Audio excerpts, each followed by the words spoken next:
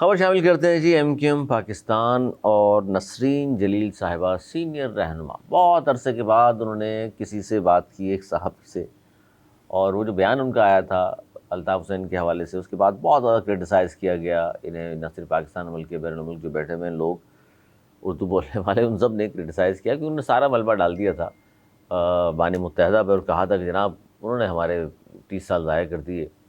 اور اپنے پیچھے لگا کر رکھا اور انہیں کچھ نہیں کیا، اور ساری بربادی کا ذمہ دار انہیں قرار دیا تھا۔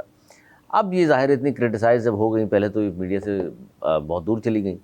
بات کرنے کو تیار نہیں تھی، ہم نے بھی ایک دن کوشش کی تھی، ہم سے کہنے لگے یہ کیا بات کر رہے ہیں، ان حالات میں انٹرویو دے دوں، میں نے کہی پوچھنا تھا آپ سے، تو خیر نہیں مانی۔ اب انہوں نے اب بڑی سنبھل کر انہوں نے صحافی سے گفتگو کی، اور انہوں نے جب پوچھا کہ جناب آپ نے تو کہا تھا سارا کیا دھرا الطاف حسین کا ہے، تو انہوں نے کہا کہ دیکھیے اب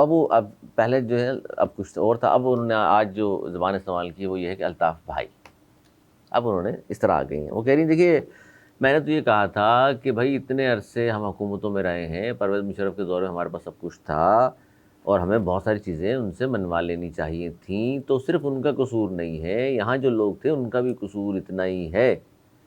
اور وہ کہتی ہیں تو میں تو یہ کہہ رہی تھی ہم اپنے اہداف حاصل نہیں کر سکے، جب اچھا وقت تھا اس وقت ہمیں بہت کچھ کرنا چاہیے تھا۔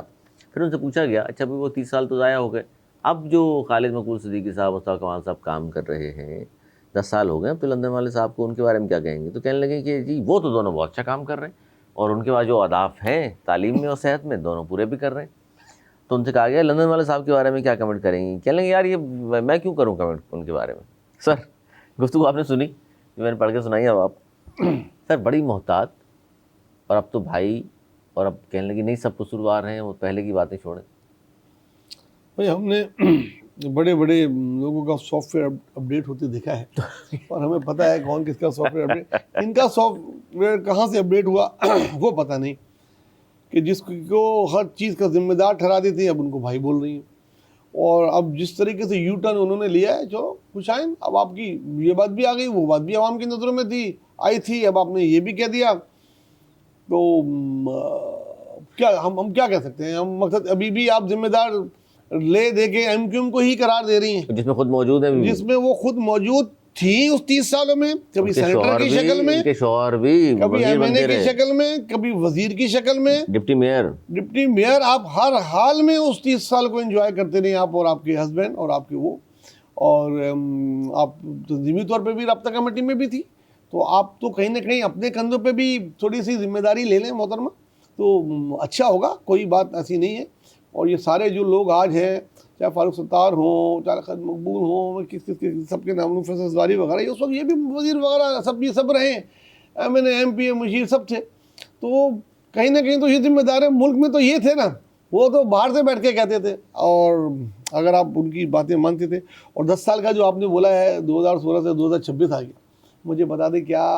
انہوں نے صحت میں دودھ کی نہریں بہا دی، یا تعلیم میں انہوں نے کیا کر دیا؟ تعلیم ہے، یہ دونوں جو محکمے ان کے پاس ہیں، محترمہ آپ کو پتہ ہے یہ 18ویں ترمیم کے بعد یہ وفاق کے یہ صوبائی مسئلے ہیں، صوبائی وزیر تعلیم کے ہاتھ میں سب کچھ ہوتا ہے، صوبائی وزیر صحت کے ہاتھ میں کچھ ہوتا ہے، ان کے پاس تو لے دے کے 4-6 ہاسپٹل ہیں اور 4-6 بڑی اس چیز ہیں، بس اس میں وہ کیا کر لیں گے۔ اور دیکھیں یہ وقت آ گیا ہے کہ جب بجلی ان کے گھر کی ہوتی ہے اور پورے محلے کی نہیں ہوتی، تو لوگ ان کے گھر کے آگے جمع ہو جاتے ہیں، اور گھر بھی کہاں ہے ان کا؟ عزیز آباد میں، یہ دیکھ لیں کہ یہ وقت ہے، اور یہ جو ہے ایک آپ لوگ کے لیے لمحہ فکریہ ہے کہ اچھا یہ جو اہداف بول رہی ہیں جی، ہم حکومتوں میں آتے رہے اپنے اہداف حاصل نہیں کر سکے، میں اس لیے بول رہی تھی، یہ اس میں کوئی حقیقت نہیں ہے، ہمیں وہ دور یاد ہے 2 روپے 4 روپے کے لیے باہر باہر آ جاتی تھی، حکومت سے باہر آ جاتی تھی، 24 گھنٹے جو ہے نا وہ ٹی وی پہ بیٹھے رہتے تھے، اور وہ ناراض ہوتے تھے، ان کو مناتے رہتے تھے یہ لوگ، لیکن کبھی کوٹا سسٹم کے خاتمے کے لیے آپ حکومت سے باہر نہیں آئے، حالانکہ اس وقت کی تمام حکومتیں آپ کے اس پہ تھیں، آپ کے کندھوں پہ تھیں، آپ اپنا کندھا ذرا سا ہٹاتے حکومت دھڑم سے گر سکتی تھی، بالکل ایسے ہی ہے، مگر آپ نے ہمیشہ ان کو سہارا دیا، اور یہ بات سچ ہے، کبھی شہر کے لیے کوئی بات نہیں کی، اپنے ذاتی آپ ہر ایک M N A M P A سب کا نکال لیں ڈیٹا، سب کے بھانجے بھتیجے رشتہ دار سب کہاں کے کہاں پہنچ گئے، سب کا بینک بیلنس کہاں پہنچ گیا، سب کی لائف اسٹائل کہاں سے کہاں پہنچ گیا، لیکن وہی کراچی کی رہنے والی عوام، وہی آپ کے ووٹرز، ان کا حال کیا ہے آج بھی جا کے دیکھ لیں کیا حال ہے۔ ان علاقوں کا جہاں سے آپ لوگ منتخب ہوتے ہیں. تو اس میں کوئی شک نہیں, نہ تب آپ نے حقوق کی کوئی بات کی, نہ آپ نے اب اپنے کوئی حقوق کی بات 10 سال میں کی. ہر بار کہتے ہیں جی اب کیا کر لیں گے, اب کیا سر کر لیں گے. ایک ان کا جو ڈیفینس منتقل ہونے والا سینیٹر آج کل, وہ پاپوش میں 40 گز گھر پہ رہتا تھا, اور جب 40 گز گھر پہ رہتا تھا اس وقت سے لے کے آج تک کوئی نوکری کوئی کاروبار نہیں کیا, لیکن ڈیفینس منتقل ہو گیا. ایک اور جو نیو کراچی میں رہتے تھے نالے کے ساتھ, اس نے بھی کوئی کاروبار نہیں, کوئی کچھ نہیں, آج وہ بھی ڈیفینس منتقل. سر کون سا جادو ہے ان کے پاس؟ دیکھیں علی, ہر جماعت کی میں ایسے لوگ موجود ہیں جس کی اپنی مثال دی نا, لیکن افسوس یہ ہوتا ہے یہ وہ مڈل کلاس اوپر آئی تھی جس سے عوام کی کیا پورے پاکستان کی امیدیں بن گئی تھیں کہ یار یہ لوگ ہیں, دیکھو مڈل کلاس سے اوپر آئے ہیں, آج ایم این اے بن گئے, غریب کا بچہ, آج پڑھے لکھے لڑکے یہ بن گئے ہیں, بڑی امیدیں آپ سے وابستہ تھیں. تو اس بار جب آپ کون نے ہے بھی وہ کیا جو ان لوگوں نے کیا تھا, تو آپ بھی ان میں کیا فرق رہ گیا, آپ نے تو عوام کے خوابوں کو چکنا چور کر دیا. سر قصوروار کون ہے, بانی متحدہ یا یہ سارے لوگ جسے آپ یہ کہہ رہی ہیں؟ نہیں سبھی قصوروار ہیں. پہلے تو وہ کہہ رہی تھی انہوں نے ضائع کر دیا سب کچھ. یار یہ تاریخ میں تو یہ لکھا جائے گا کہ یہ سب ذمہ دار ہیں. ایک پہ تو ذمہ داری نہیں ڈال سکتے. اگر ایک پہ ذمہ داری ڈال کے سارا ملبہ ڈال کے اس کو الگ کر دیا تو یہ بری ذمہ ہو گیا, تو ایسا تو کہیں نہیں ہوتا. تو جو کچھ بھی تھا سب ذمہ دار ہیں, وہ بھی ذمہ دار ہے, یہ بھی خاص طور سے جو ان کی رابطہ کمیٹی میں جو عہدیدار رہا ہے وہ تو کر سکتا تھا نا. ان کی اچھا, پھر فاروق صاحب بھی سامنے آئے, اچھا تھا. فاروق صاحب بھی سامنے آئے, انہوں نے کہا کہ جی ایک منصوبہ صرف ایسا, اتنے منصوبوں کی بات نہیں کرتا پیپلز پارٹی